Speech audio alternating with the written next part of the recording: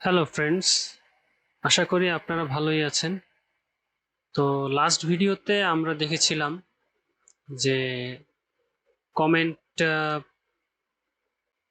Insert করার বিষয়টি, যে আমরা আমাদের ডাটাবেজে কমেন্ট ইনসার্ট করার ব্যাপারটি দেখেছিলাম এবং এখানে এই ফরেন কি সেটি তৈরি করে এই পোস্ট টেবিলটির সাথে সেটার একটা সম্পর্ক স্থাপন করেছিলাম। তো এইখানে আমি বেশ কয়েকটা কমেন্ট এখানে অ্যাড করে ফেলেছি। আপনারা যদি লক্ষ্য করেন দেখতে পাবেন এই 19 নাম্বার পোস্টের বেশ কয়েকটা কমেন্ট এখানে অ্যাড করা হয়েছে। তো চলুন দেখি যে এটা হচ্ছে 19 নাম্বার পোস্টটি, এই যে 19 নাম্বার। তো আমরা এখন যেটা করব যে এইখানে যেন কমেন্টগুলো প্রদর্শিত হয় সেজন্য কোডগুলো লিখে ফেলবো। তো চলুন এডিটরে যাওয়া যাক। এডিটরে এসে এইখানে যে কমেন্ট এরিয়া স্টার্ট, এইখানে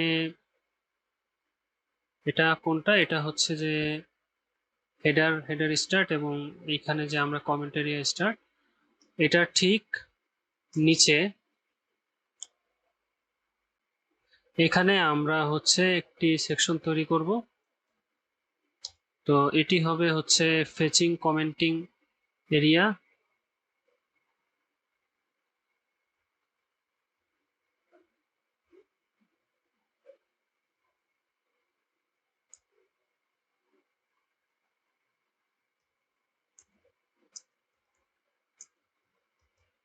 এবং এটা তো স্টার্ট করলাম, এটার এন্ডিং কথাটাও এখানেই আমি লিখে দিব। তো এর ভিতরে হচ্ছে আমাদের এই পিএইচপি কোডটা লিখে ফেলবো, মূলত যেটা হচ্ছে আমাদের ডাটাবেস থেকে ডাটা তুলে আনবার জন্য ব্যবহার হবে। তো চলুন তাহলে পিএইচপি স্কোপটি নিয়ে ফেলি। তো এইখানে প্রথমে আমরা হচ্ছে গ্লোবাল কানেক্টিং ডিবি, সেই যে আমাদের ভ্যারিয়েবলটি, সেটি আমরা এখানে ডিক্লেয়ার করলাম। তারপরে হচ্ছে এখানে আমাদের এসকিউএল, যে এসকিউএল এর মধ্যে আমাদের কুয়েরি হিসাবে লিখে দিতে হবে select all from comments where post underscore id, post underscore আইডিটা কোনটা হবে, এই যে আমাদের একদম উপরে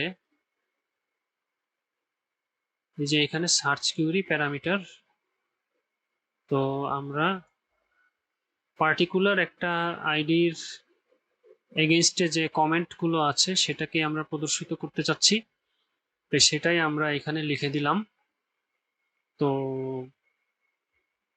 এটা এখানে লিখে ফেললাম। তারপরে হচ্ছে stmt ভ্যারিয়েবল, এবং এখানে কানেক্টিং ডিবি কোয়েরি, এবং তার ভিতরে এসকিউএল এটাকে পাঠিয়ে দিলাম। এখন আমরা হোয়াইল লুপটা লিখে ফেলবো, যেখানে হচ্ছে যে আমাদের ডাটা রোজের মধ্যে আমরা হচ্ছে ডাটাগুলো ফেচ করব। তো ডাটা রোজ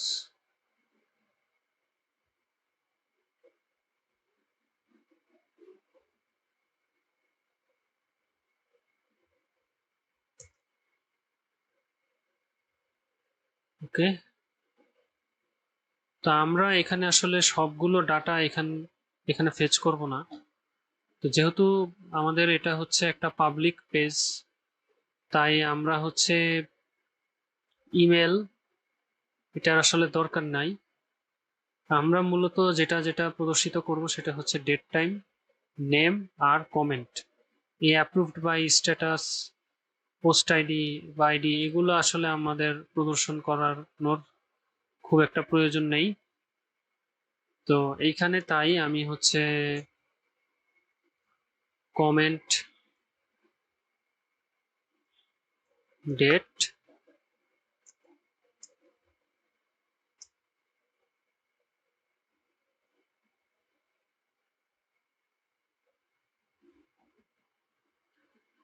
যা হচ্ছে আমাদের ডেট টাইম, তারপর হচ্ছে কমেন্টার নেম যা হলো নেম,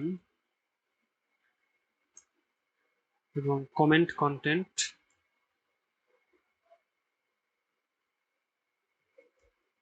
এই তিনটা ভ্যারিয়েবল নিলাম, যেগুলো হচ্ছে ডাটাবেস থেকে সে ডাটাগুলো তুলে আনলো, তুলে এনে তাদের মধ্যে স্টোর করলো।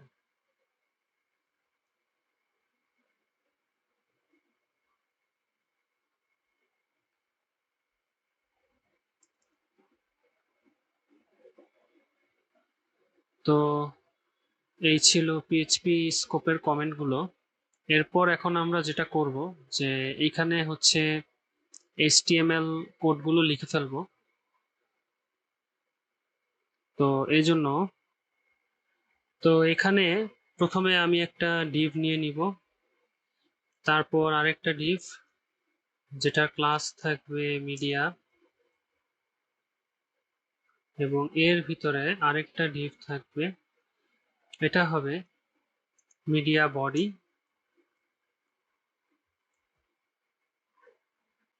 এখানে এখানে স্পেন ট্যাগের মধ্যে আমাদের লেখা থাকবে যে কমেন্টস, এবং এইখানে আমরা ক্লাস হিসেবে আমাদের একটা কাস্টম ক্লাস আমরা দিয়ে দিব, আমরা যেটা হচ্ছে styles.css এ তৈরি করেছিলাম ফিল্ড ইনফো।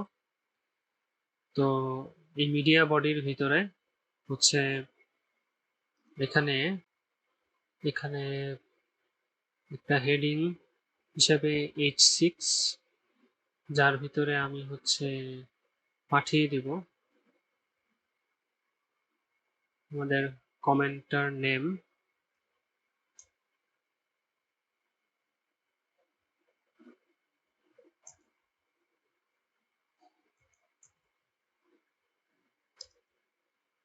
এবং এটার ভিতরে ক্লাস হিসেবে থাকবে লিড, এবং এটার নিচে থাকবে হচ্ছে কমেন্ট ডেট, যেটা একটা পি ট্যাগের ভিতরে থাকবে, এবং এটার ক্লাস হবে স্মল।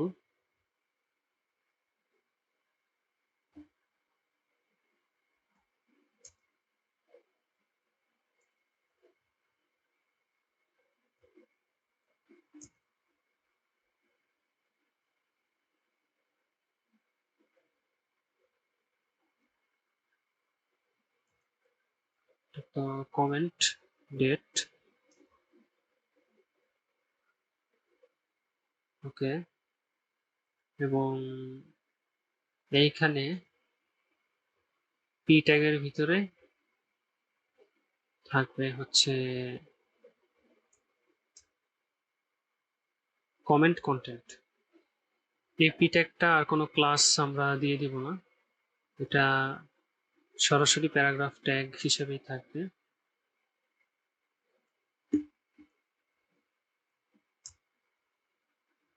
তো এখন আমরা দেখি আমাদের এটা কেমন দেখা যাচ্ছে। আচ্ছা, এখানে একটা কমেন্টস এসেছে, আর এখানে আমাদের এটা আরেকটু কাস্টমাইজ করা প্রয়োজন। তো এইখানে আমাদের যেটা করতে হবে এই জন্য এই মিডিয়া বডির ভিতরে আমরা মার্জিন লেফট 2 দেই।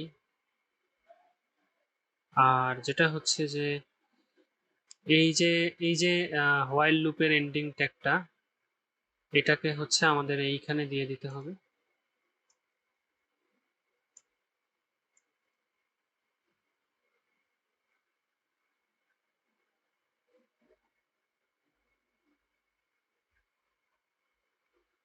তো দেখি আমরা এখন, হ্যাঁ এখন এটা মোটামুটি সবগুলো কমেন্টই শো করছে, যদিও এটা খুব একটা ভালো দেখা যাচ্ছে না। তো এটাকে আর একটু কাস্টমাইজ করতে হবে। তো এখানে আমাদের যেটা করতে হবে সেটা হলো এই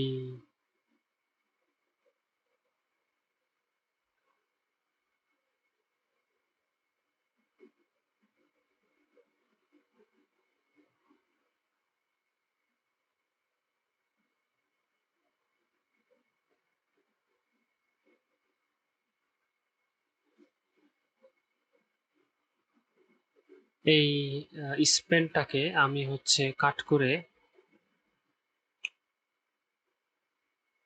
এইখানে দিয়ে দিব,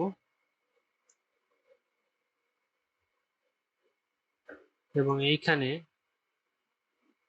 দুটা ব্রেক ট্যাগ ব্যবহার করব। তো দেখি এখন কেমন দেখা যাচ্ছে। সুন্দর। তো এইখানেও আমাদের দুইটা ব্রেক ট্যাগ দেওয়া প্রয়োজন এই জায়গাটাতে।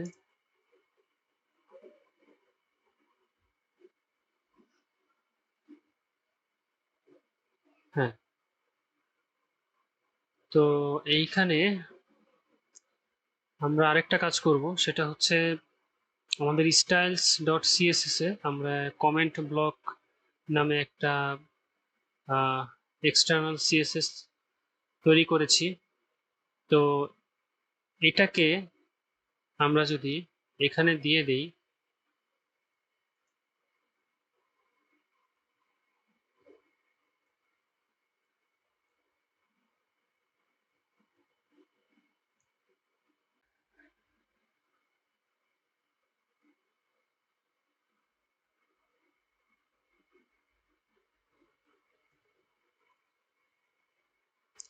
তাহলে দেখি কেমন দেখা যায়। আচ্ছা, এটা এখানে পুরোপুরি পাচ্ছে না। আচ্ছা, এখানে এই কমেন্ট ব্লকটা পাচ্ছে না, এটা তেমন একটা সমস্যা না। তো এরপর আমরা যে কাজটা করব সেটা হচ্ছে যে এইখানে এইখানে আমি যদি একটা একটা এইচআর ট্যাগ নিয়ে নিই, তাহলে দেখেন আমাদের প্রতিটা কমেন্টের নিচে একটা লাইন চলে আসলো। তো এখন মোটামুটি ভালোই দেখা যাচ্ছে। তো আমরা এখানে আরো একটা কাজ করব, সেটা হচ্ছে যে, তো আপনারা যদি লক্ষ্য করেন তাহলে খেয়াল করবেন যে এখানে আমি একটা ইমেজ ফোল্ডার তৈরি করেছি। তো এটা হচ্ছে আমার htdocs এর ভিতরে সিএমএস ব্লগ যে প্রজেক্টটি আমি করছি তার ভিতরে তৈরি করা এই ইমেজ ফোল্ডার ইমেজেস, এটার ভিতরে আমি হচ্ছে দুটা পিএনজি ফাইল নিয়ে নিয়েছি। এখন আমি যেটা করব যে এইখানে আমি হচ্ছে এই ইমেজটা অ্যাড করে দিব। তো চলুন সেটা করা যাক। তো এই জন্য আমাদের ক্লাস হিসাবে বলে দিতে হবে ডিসপ্লে ব্লক এবং image fluid align self start, এবং ইমেজের সোর্স হিসেবে আমাদের যে ইমেজেস ফোল্ডারটার ভিতরে কমেন্ট যে ছবিটা আছে কমেন্ট ডট পিএনজি, এই ছবিটাকে আমি সোর্স করে দিলাম। তো চলুন দেখি কেমন দেখা যাচ্ছে। দেখুন আমাদের কমেন্ট সেকশনটা বেশ সুন্দরভাবেই এখন প্রদর্শিত হচ্ছে। তো তো আমাদের কমেন্ট সেকশনের এই ব্যাপারগুলো আমরা যদি সবগুলো পোস্টের জন্যই দেখি, সবগুলো পোস্ট বলতে আমরা এখানে 19 নাম্বার আর 21 নাম্বার পোস্টের জন্যই কমেন্টগুলো তৈরি করেছিলাম। তো এই যে 21 নাম্বার, তো এইখানে আমরা 2টা কমেন্ট দেখতে পাচ্ছি, আর এখানে তো 4টা কমেন্ট। তো এইখানে আসলে যতগুলো কমেন্ট আছে সবগুলাই আমরা প্রদর্শিত করব না।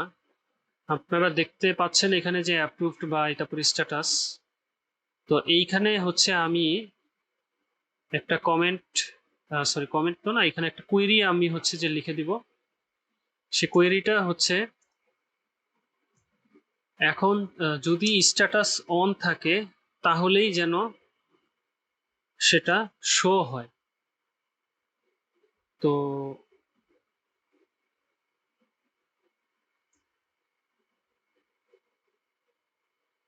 আপনারা যদি এখন খেয়াল করেন,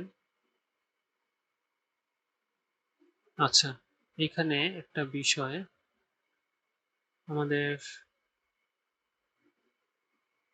সার্চ কিউরি প্যারামিটারের এটা তো এখানে থাকবে, আর এইখানে আমাদের হচ্ছে এই এন্ড এবং এটার প্যারামিটার হিসেবে অন থাকবে। হ্যাঁ, তা আমরা যদি এখন কোডটা রান করি তাহলে দেখেন আমাদের কোডগুলো আমাদের কমেন্টগুলো এখান থেকে চলে গেল।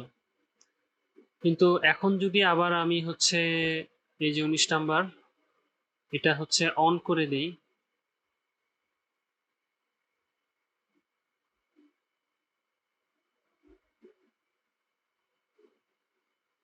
তাহলে দেখেন কি হয়। দেখেন এটা চলে আসলো। যদি আরো একটা অন করি,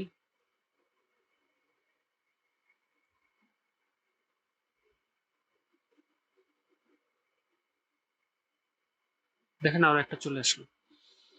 তো এইখানে তো আমি হচ্ছে যে ডাটাবেস থেকে এইভাবে অন অফ করব না, এটা আমাদের হচ্ছে অ্যাডমিন প্যানেল থেকে সেটাকে অ্যাপ্রুভ করার মাধ্যমে হচ্ছে অফ বা অন করা হবে। তো সেটা আমরা পরবর্তী ভিডিওগুলোতে দেখব। ধন্যবাদ আপনাদের।